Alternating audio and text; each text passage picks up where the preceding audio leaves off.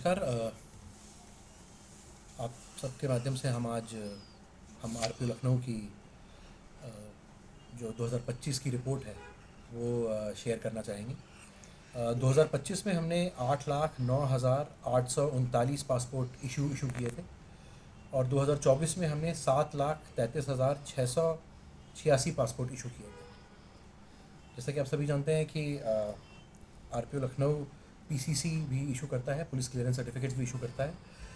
2025 में हमने 62,687 police clearance certificate issue किए थे, लेकिन 2024 में हमने 70,636 पुलिस क्लियरेंस सर्टिफिकेट इशू किए थे।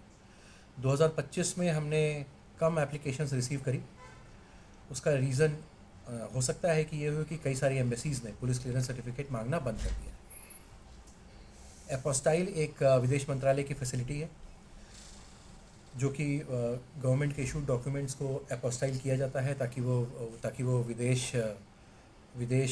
विदेशी एजेंसियों में एक्सेप्टेबल हो पाए। जी। पहले ये सुविधा लखनऊ में नहीं थी, पर 2025 से हमने ये सुविधा लखनऊ में ही स्थापित कर दी है। जी। अब हम गवर्नमेंट ऑफ यूपी और गवर्नमेंट ऑफ उत्तराखंड के जितने भी डॉक्यूमेंट्स हैं हम यहाँ पे एपोस्टाइल करते हैं। 2025 में हमने 313 ऐसी एप्लीकेशंस को एपोस्टाइल किया है। ग्लोबल एंट्री प्रोग्राम एक एप्लीकेशन होती है जो कि यूनाइटेड स्टेट्स की एक एप्लीकेशन होती है ग्लोबल एंट्री प्रोग्राम के लिए, वो भी हम एक्सेप्ट करते हैं। 2025 में हमने 41 ऐसी एप्लीकेशन सबमिट करी हैं और 2024 में हमने 88 एप्लीकेशंस सबमिट करी थी। Surrender certificate, citizen and passport surrender certificates भी हम इशू करते हैं। 2025 में हमने 62 ऐसे एप्लीकेशन सबमिट किए हैं और 2024 में हमने 38 ऐसे एप्लीकेशन सबमिट किए थे। साथ ही साथ हमने कुछ नए इनिशिएटिव्स भी लिए हैं। 2025 में हमने एक नए इनिशिएटिव की शुरुआत करी है जिसका नाम है मीटियोर आरपीओ। इसके अंतर्गत हर बुधवार को कोई भी एप्लीकेंट आरपीओ से मिलने की सुविधा उपलब्ध है। सुबह 10 बजे से लेके शाम को 2 बजे तक वो आ सकते हैं और मिल सकते हैं मुझसे पर्सनली बिना किसी अपॉइंटमेंट के। और हमारे पास एक पासपोर्ट वैन है। पासपोर्ट वैन हमारी भारत सरकार की ऐसी सुविधा है जिसके माध्यम से हम पासपोर्ट को लोगों के घरों तक पहुंचाने में समर्थ हुए हैं। और पिछले साल से हमने एक एनुअल प्रोग्राम स्टार्ट किया है जून से, जहाँ पे कि हर महीने हम दूर दराज के इलाकों में पासपोर्ट वैन भेजते हैं और लोगों की एप्लीकेशन प्रोसेस करते हैं। अब तक हमने 2314 किलोमीटर पासपोर्ट वैन के द्वारा कवर कर लिए हैं 2025 में, जिसके माध्यम से हमने 1650 पासपोर्ट प्रोसेस किए हैं। अभी तक हमने महोबा, चित्रकूट, बस्ती, चंदौली, सोरावा और चिरेगांव जैसे गांव में या छोटे ज़िलों में ये सुविधाएं प्रदान करी हैं जहाँ पे कि हमारे पासपोर्ट एप्लीकेशन सबमिशन सेंटर्स नहीं हैं। इसके बाद हमने एक व्हाट्सएप नंबर भी जारी किया है जिसका नंबर है 9454004092।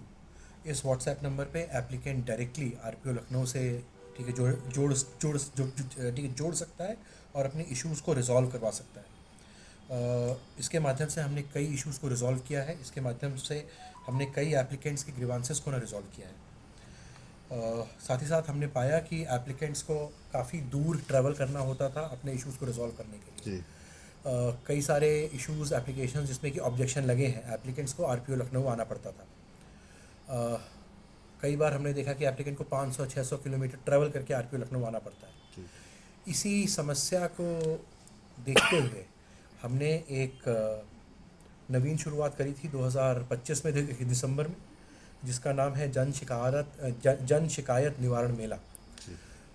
इस शिकायत निवारण मेला के अंतर्गत हमारे जो 4 पीएसके हैं कानपुर, लखनऊ, गोरखपुर और वाराणसी, वहाँ पे हम शिकायतों के निवारण की सुविधा उपलब्ध करा रहे हैं 21 फरवरी को। पिछले साल दिसंबर में हमने ये सुविधा प्रदान करी थी, बट हमने पाया कि इसकी पॉपुलैरिटी ज़्यादा हुई नहीं, तो बहुत ही कम लोगों ने इस जो सुविधा का उपयोग किया। लेकिन मीडिया के माध्यम से हम चाहते हैं कि 21 फरवरी का ज़्यादा से ज़्यादा प्रमोशन हो ताकि ज़्यादा से ज़्यादा लोग इस सुविधा को प्राप्त कर पाएँ। 21 फरवरी को आप लोगों को पासपोर्ट सेवा केंद्र जो कि कानपुर, लखनऊ, गोरखपुर, वाराणसी में है, वहाँ पे पहुँचना है अपने डॉक्यूमेंट्स के साथ और अपनी शिकायतों को रिजॉल्व करवाना है। सर एक चीज़ पूछना चाहूँगा, बताइए। जैसे पासपोर्ट की जो प्रॉब्लम है, बहुत प्रॉब्लम होती है, जैसे बनवाने में शुरुआती दौर में, और बाद में भी बहुत तरह का प्रॉब्लम, जैसे बाहर चले गए लोग उनको प्रॉब्लम, इस पर क्या कहना चाहेंगे आप? गड़बड़ हो जाता है। मैं ये कहना चाहूँगा कि विदेश मंत्रालय ने बहुत ज़्यादा एफर्ट लिया है पासपोर्ट सुविधा को सरल से सरल बनाने के लिए। आज पासपोर्ट सुविधा पूरी तरह से ऑनलाइन है, पूरी तरह से ट्रांसपेरेंट है। पासपोर्ट बनाने के लिए केवल आपको 3 डॉक्यूमेंट्स की आवश्यकता होती है, आपका डेट ऑफ बर्थ प्रूफ, आपका एड्रेस प्रूफ और आपका एजुकेशन प्रूफ। जी। लेकिन मुझे लगता है कि अवेयरनेस के अभाव में इस ट्रांसपेरेंसी का लोग लाभ नहीं उठा पा रहे हैं। मीडिया साथियों से निवेदन है कि अपने द्वारा ज़्यादा से ज़्यादा लोगों तक ये इन्फॉर्मेशन पहुंचाएं कि लोग एजेंट्स के चक्कर में ना पड़ें और अपने एप्लीकेशन को खुद ही भरें और खुद ही पासपोर्ट ऑफिस पहुँचें अप्लाई करने के लिए। हमने पाया है कि जितने भी डॉक्यूमेंट्स, कई बार लोग डॉक्यूमेंट्स लेके आते हैं लेकिन उसमें डिस्क्रिपेंसी होती है। डिस्क्रिपेंसी इन द सेंस कि कई बार फ़ोटो मिसमैच होता है, बहुत पुरानी फ़ोटो है,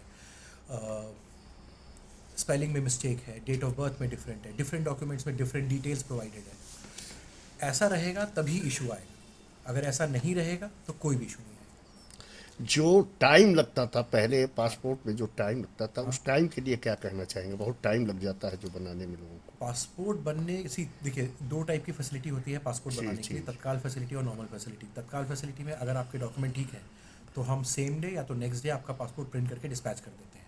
जी। नॉर्मल प्रक्रिया में अगर सभी डॉक्यूमेंट्स ठीक हैं और आपकी एप्लीकेशन ग्रांट हो गई है तो उसके बाद जिस दिन आप पीएसके विजिट करते हैं और आपकी एप्लीकेशन ग्रांट होती है, सेम डे आपकी एप्लीकेशन पुलिस को भेज दी जाती है वेरिफिकेशन के लिए। जैसे ही पुलिस की क्लियर रिपोर्ट रिसीव होती है, सिस्टम ऑटोमेटिकली आपका पासपोर्ट प्रिंट करके निकाल देता है। आज की डेट में हमारी प्रिंट क्यू 1 से 2 दिनों की है। जिस दिन आपकी पुलिस रिपोर्ट आती है उसी के 1 से 2 दिन में आपका पासपोर्ट प्रिंट होकर डिस्पैच हो जाता है। तो मुझे नहीं लगता कि बहुत ज़्यादा टाइम लगता है। Thank you.